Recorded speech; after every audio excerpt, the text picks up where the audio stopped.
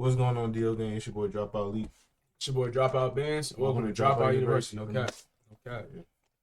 Hey man, today we got that Hip Hop Daily. We got that every rapper fighting the not repo. Damn, they're not taking these niggas' cars. RICO case. RICO case. Okay. This should be an interesting video. Okay. 16 minutes long. Like, comment, subscribe. We on the road to 5K subscribers. Shout out to the members, bro. Niggas been saying DL Gang, right? I think they have. All chicks, Urban Boy. Hell yeah. Altix for sure. He's probably every time, bro. I forgot. Shout out to Altix and Urban Boy. Okay? I was just looking at the comments. I don't know how I forgot to say that quick. Oh, wrong fucking account.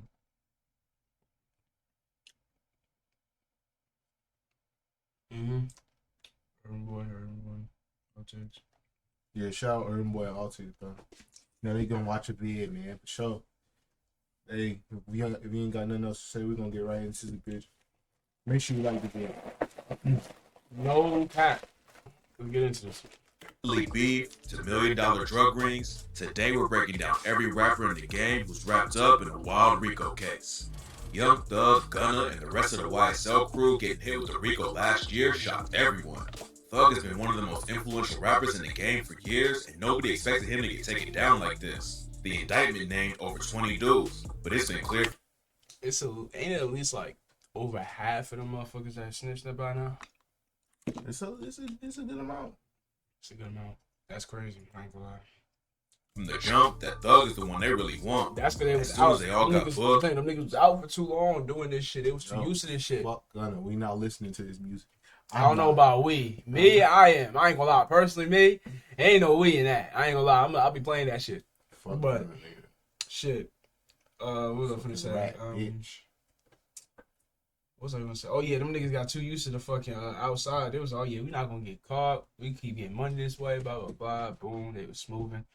That shit hit their ass. They was in that cell like, this ain't outside. Niggas was like, nah, I gotta go. That shit crazy though. Hey man. Rumors started flying that he was getting snitched on by his homies. A couple low-level dudes telling him to get a deal ain't too surprising. But back in December, the situation took a shocking twist. Thug and Gunna have been locked in for years, but that didn't stop Gunna from taking a plea deal and telling the court that YSL is a gang. He took an Alford plea, which means he didn't have to admit to any crime, but knew that the state could still convict him if it went to trial. Gunna got off easy with a 5-year suspended sentence, but it came with a heavy cost. After the news broke about his plea deal, Gunna said he didn't make any statements or cooperate. People started calling cap on the story immediately because you usually don't get out of a RICO case without giving the prosecution some serious info. That's when a video leaked showing Gunna making a statement in court admitting that YSL is a gang and that he was in a car with Thug that had guns and drugs in it. YSL is a music label and a gang, and you have personal knowledge that members or associates of YSL have committed crimes in furtherance of the gang. Yes, ma'am. You were present when law enforcement officers stopped the vehicle in which you were present along with Jeffrey Williams, wherein hydrocodone, methamphetamines, and a firearm were recovered. These items did not belong to you. Yes, ma'am. When the video came out, Crazy, the whole that rap shit game turned against crazy. Gunna. Dudes like Boosie Badass, Freddie Gibbs, and even 6ix9ine clowned him for ratting his homie out like that. Gunna allegedly flipped. Clown. Yo, that nigga. You're a part of his gang now, You bro. part- he gotta like- start your own record group. He like, gang, I'm telling you, what's bro. going on? That's what It was wild, he said. but the whole case has been crazy so far. One of Thug's co-defendants got caught trying to slide him a pill in the middle of the courtroom and got another charge separate from the RICO. Then one of the YSL defense lawyers was arrested in court for bringing in a bottle of prescription pills. He tried to toss his phone to another lawyer when the cops were cuffing him, but he ended up hitting the cop with it and got charged with battery too. You know it's gonna be a crazy trial when even the lawyers are getting arrested, but that's nothing compared to what happened next. Another state defense attorney working on the case says that she's thinking about starting an OnlyFans account to help pay her bills. According to her, this case is slated to last for about a year, and if you were to do the math, it would be $6 an hour. I can't take any new cases. I can't close any cases. I need something to survive off of. And once I put those walls up, I'm thinking maybe I need to start an OnlyFans? getting paid around $6 an hour for one of the biggest cases in the state is Nah, I ain't gonna lie. That is $6 an hour is insane. Slavery.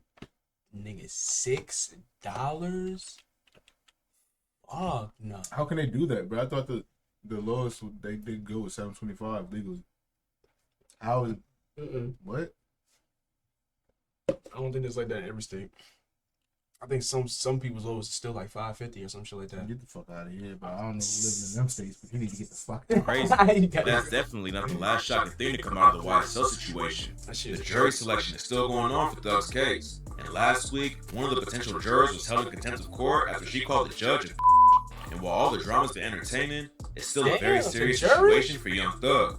Last month, his lawyer broke the news that Thug has been barely surviving on chocolate and chips behind bars. He doesn't have any sunlight, outdoor areas, or a place to exercise, and Thug has to wake up at 4 in the morning to make it to court, then doesn't get back to his cell until late at night. He's been denied bond 3 times already. But a couple weeks ago, he filed a 4th motion to be let out, and his lawyer brought up all the conditions he's dealing with. Nobody knows when the trial will finally start, but it's guaranteed to be insane. You never know what's gonna happen next in this case, so tap in for updates.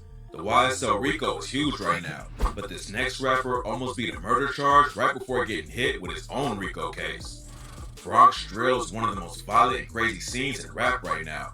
Damn near every artist is deep in the trenches, and the music coming out of there is like Chicago drill, but more shocking and disrespectful. K-Flock took over the Bronx drill wave in 2020 and helped push it to the mainstream when he linked up with Lil TJ and Fabio Foreign. Most drill rappers don't get a lot of attention outside their city, but Flock had potential to actually hit the mainstream and make it out. K-Flock wasn't just a rapper buzzing in the industry. He's been in the streets since he was a kid and was allegedly still crazy active while his music was popping off. He reps a crew called Southside and used to be tight with a bunch of dudes from a set called the OYs. But after his OY homie E-Dot was seen chilling with some of Southside's ops, Flock allegedly sparked a deadly war that's still going on today. E-Dot and Flock started sending disses back and forth.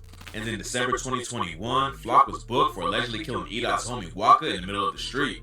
When the news first broke, it seemed like Flock was for sure going down for Waka's death. But more details started coming out that made it look like he had a good chance of beating the case. He even told people he'd be back home in March. But then the feds came down hard and hit Southside and Third Side with a RICO indictment. According to the indictment, 7 Third Side terrorized the Bronx and turned the whole area into a war zone between 2019 and 2022. Flock's lawyer says they only hit him with the RICO because they knew the murder case against him was weak and they really wanted him off the streets.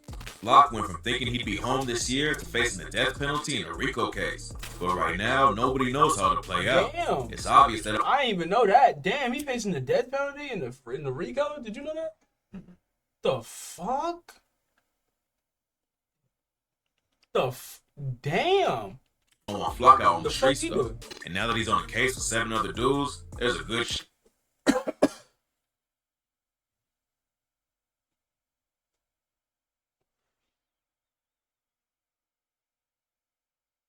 Nah, this is a lot of crazy shit.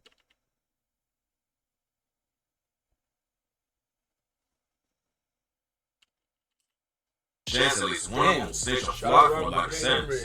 K-Flock ain't the only New York rapper facing a RICO case though, and this next rapper could end up getting hit with a 60-year sentence for allegedly being one of the top members of a brutal set of the Bloods. Casanovas lived a wild life in the streets of New York and even met A$AP Rocky when they were both locked up on Rikers Island back. You got slashed in the face? Oh yeah. Cause he wasn't trying to be down no more, bro. With the Gorilla Stone Bloods or some shit. I think that's what it's called. Yeah, bro. Niggas don't realize that This gang shit, bro. One way in, one way out, bro. Sir. In the day, when he decided to hop in the booth, people immediately connected to his raw style of bars about what it's really like in the trenches. It didn't take long for the industry to take notice, and in 2016, he signed a deal with Warehouse Music Group under Jay-Z's Rock Nation label. But instead of leaving the streets in the past, Cass stayed active and got hit with a RICO charge in 2020. Cass... I have no idea. the nigga look like he young and could be like, not like old, but like 30. That's big. But then he could be like, he could be like 25, but then he could be like 20. How old is Casanova? fuck? I don't know what she just. Hey Siri, how old is Casanova?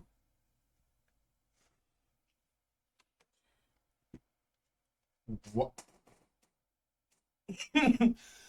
Shut up. That's what the fuck just came up. Who the fuck is that nigga?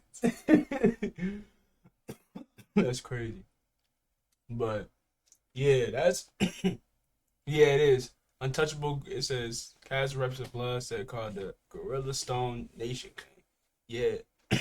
Untouchable Gorilla Stone Nation Gang. That nigga's 36. Damn, he did not look 36. Shit.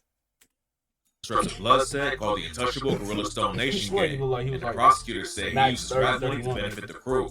At first, Casanova told fans that he was just innocent and the state was just using his past against him. I'm innocent, that's one. Two, I've been fighting my whole life, so I'll get through this. Just understand how they can get you jammed up. You don't know nobody, you ain't got nothing to do with nothing, they still get you jammed up. But then he ended up pleading guilty to racketeering and narcotics conspiracy charges. Just be ready for that. Taking a plea was probably the best move he could make, because it turns out that the prosecution has some pretty strong evidence against him. Someone involved with the case flipped and told the cops about Casanova accidentally letting a shot off at a poker game. And another witness said they saw Cas bringing in shipments of large quantities of marijuana.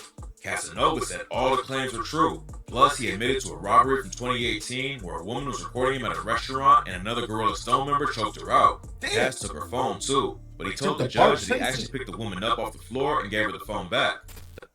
Win a trip or two to Miami Beach, including air, hotel, VIP tickets, and $500 gift card. You're not promoting domestic The violence. prosecution tried to paint Casanova as a dangerous criminal who could crash out at any time and said he was an active, hands-on participant in the gang-senseless violence. Cas and his team try to convince everyone that he's not the person the prosecutors say he is, but it'll be a while before we know if the judge agrees or not. Casanova's sentencing keeps getting pushed back, but now he's scheduled to be in court on June 27th. One of his co-defendants got hit with a 20-year sentence in August, but Casanova's facing even more time. If the judge decides Casanova is really as dangerous as the prosecution says, he could hit him with a 60-year sentence. Hopefully that's not how it goes down though.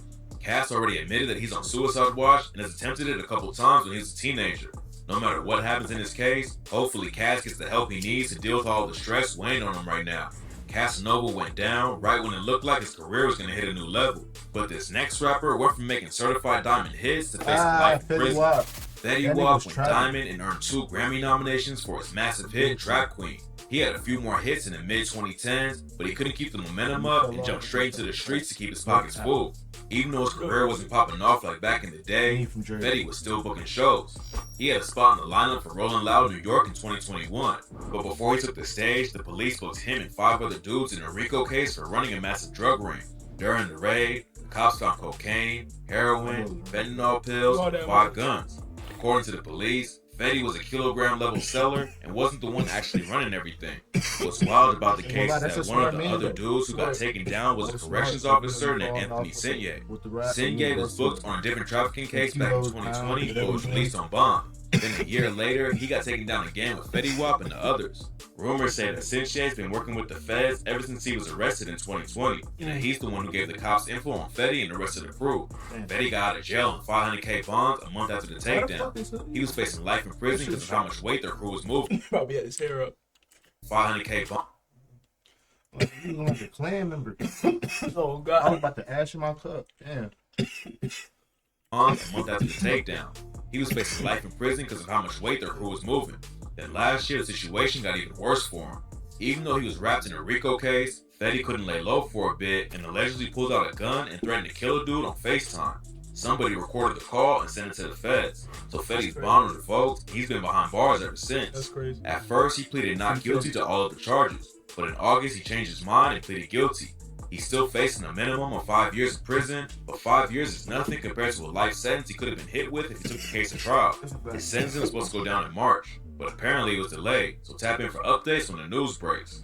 Young Thug's RICO case is making all the headlines right now, but he probably would have never been locked up if he didn't get involved in the deadly war with his next artist. YFN Lucci is a rapper from Atlanta that almost linked up with Young Thug and his YSL crew. They had a lot of mutual friends in the industry and could have put on for the city together. But in 2015, a shocking death rocked the city and sparked a wild beef between their crews. The alleged claims are that Thug and YSL killed Lucci's homie Big Nut, and after that, everyone in Atlanta had to pick a side. The beef caused a huge wave of violence in the city, but Lucci ended up getting hit with a murder charge for something totally different. In 2021, he was booked for sliding into op territory with other YFN affiliates and letting off shots at them.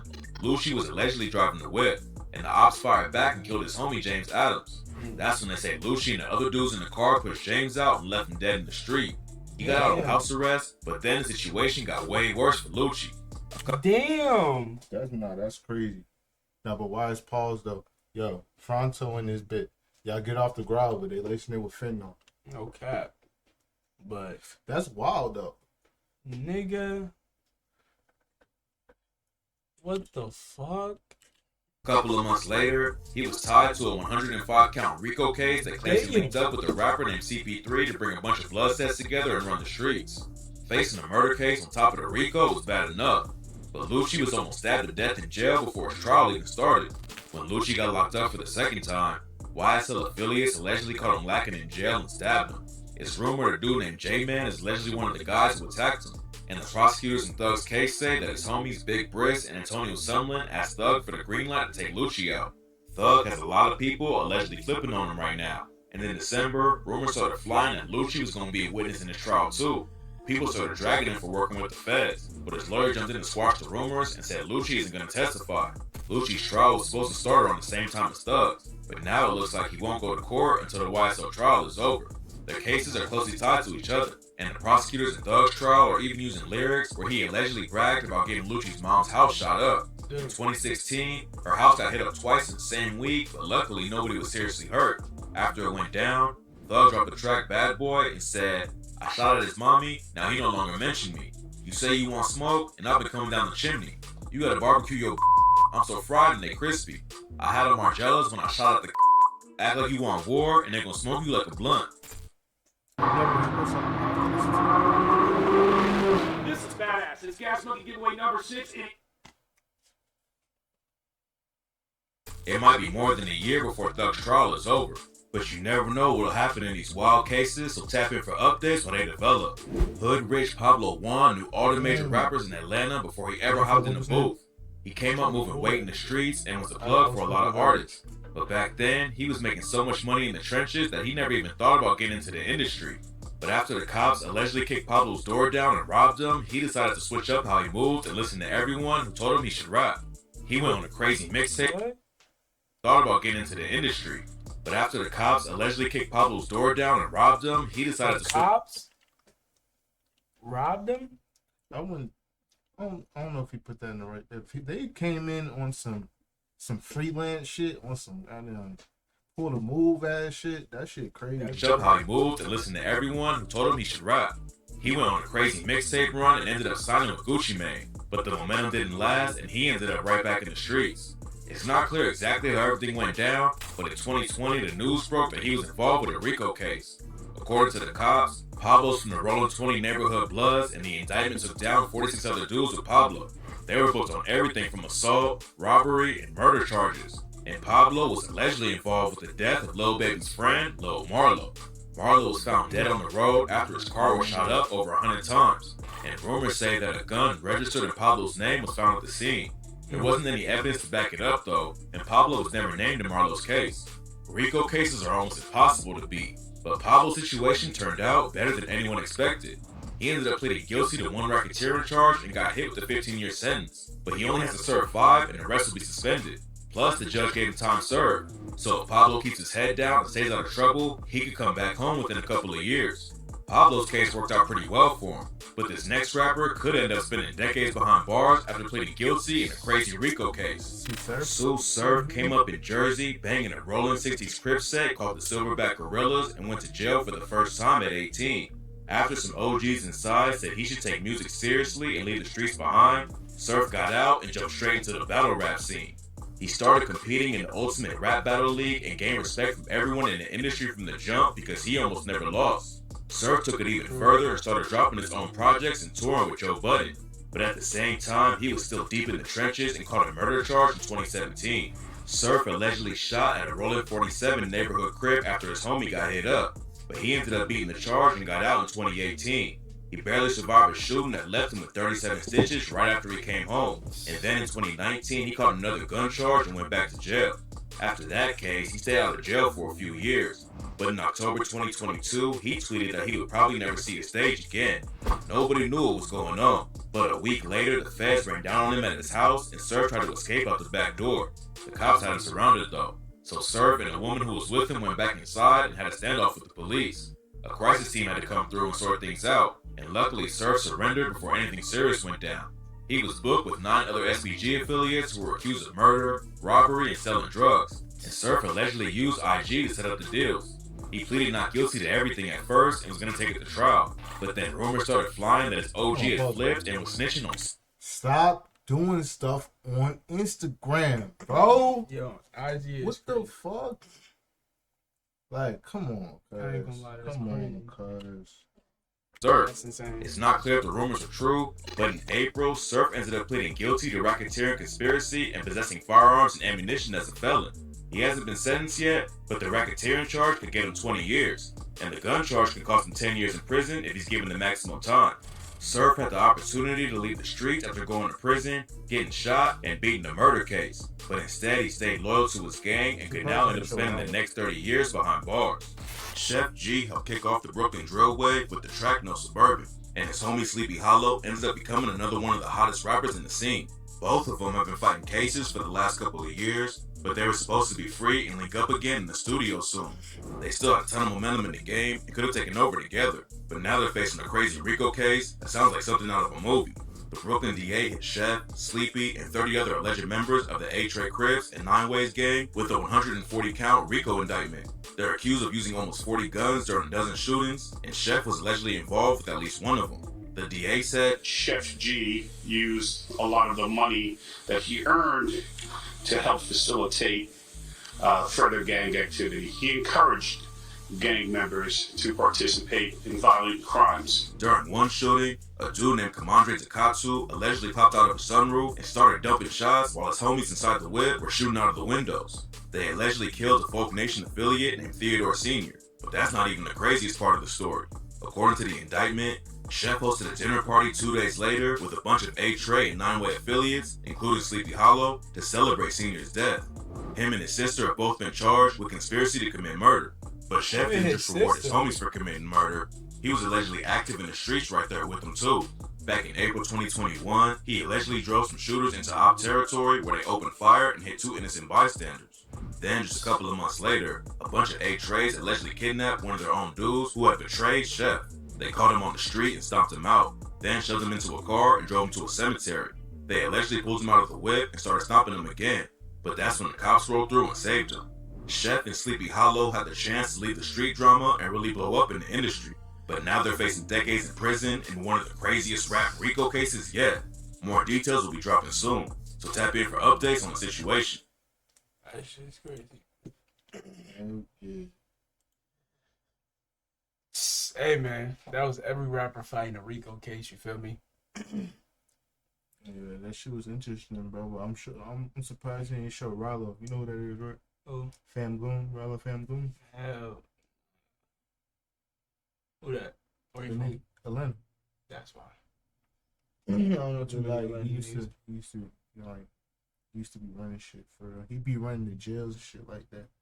That's the type of nigga. That's how much power he got and shit like that. I'm surprised he didn't put him up there, but this was a good vid nonetheless though.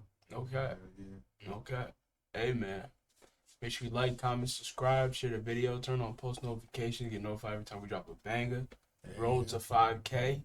Over 80% of y'all not subscribed, coming back and watching the videos. So hit that sub button. Hit the sub button. But hey man, we're gonna catch y'all in the next one. Hope y'all enjoyed this reaction. It's your boy Drop Out Bands. It's your boy Drop Out Leads. Hey man, we out this thing. Gang.